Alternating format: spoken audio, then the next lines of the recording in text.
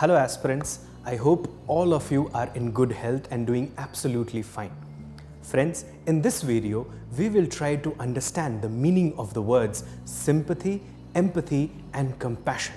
So let's get started. So the first word is sympathy.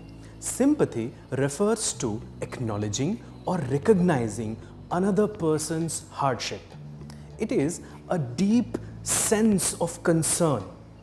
It is a feeling that you care about and you feel sorry for another person's troubles, grief or misfortune. The second word is empathy. Empathy refers to the experiencing of another person's hardship from his or her own frame of reference. In simple words, when you put yourself in somebody else's shoes and try to understand his or her pains, sorrows, grief or troubles from that person's perspective, it is known as empathy.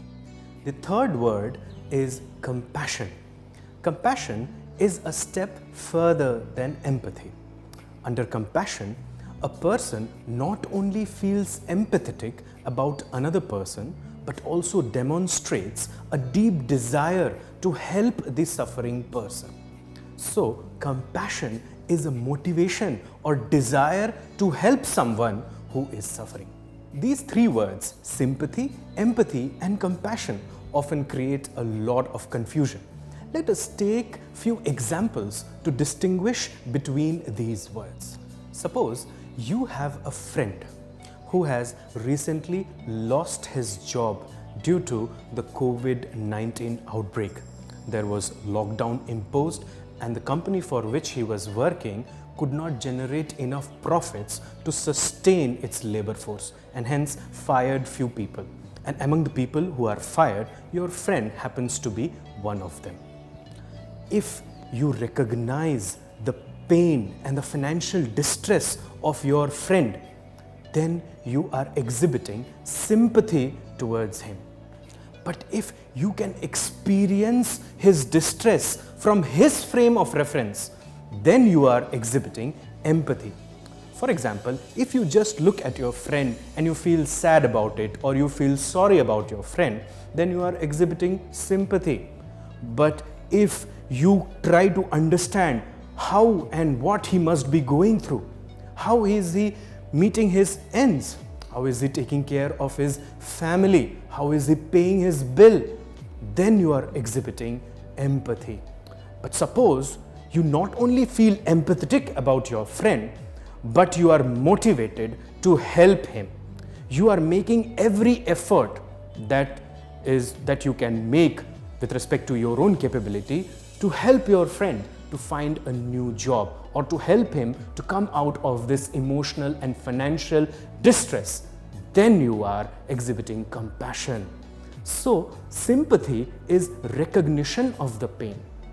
Empathy is experiencing that pain.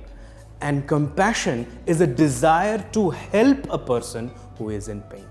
Let us take the issue of child labor to understand the meaning of the words sympathy, empathy and compassion. Suppose you see a child waiter working in a restaurant, and by looking at him, you feel sad or you feel sorry for him. Then you are exhibiting sympathy towards him. But on seeing him, if you can connect with him, if you can understand the pain and the daily hardship that he must be going through, and how can you connect with him? You can place yourself in his place, or you can place your own children in his place to understand his pain. Then you are exhibiting empathy towards him.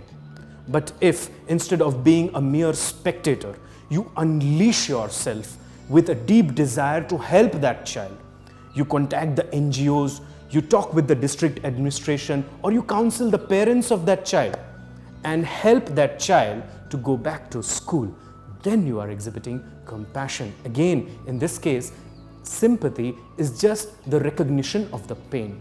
Empathy is experiencing that pain yourself from that person's perspective, whereas compassion is a deep desire to end the suffering of the person. Both empathy and compassion are desirable values for a civil servant. Compassion and empathy helps a civil servant to lead or to serve not only from the head but also from the heart. Only a bureaucracy which is empathetic and compassionate towards the weak and the vulnerable will be able to establish justice in the society. Think of a situation. Suppose there is a conference which is being organized to help the Divyangs. But the conference is conducted on the 4th floor and there are no lifts available. Under such circumstances, you can understand that though the intentions of the administration is good, but the administration is not empathetic and compassionate towards the Divyang people. There are several vulnerable sections in the society, say for example transgenders. And if you do not have empathy and compassion towards these sections, you will not be able to help these sections. In fact, empathy and compassion gives the human touch to an otherwise rule and regulation bound administration.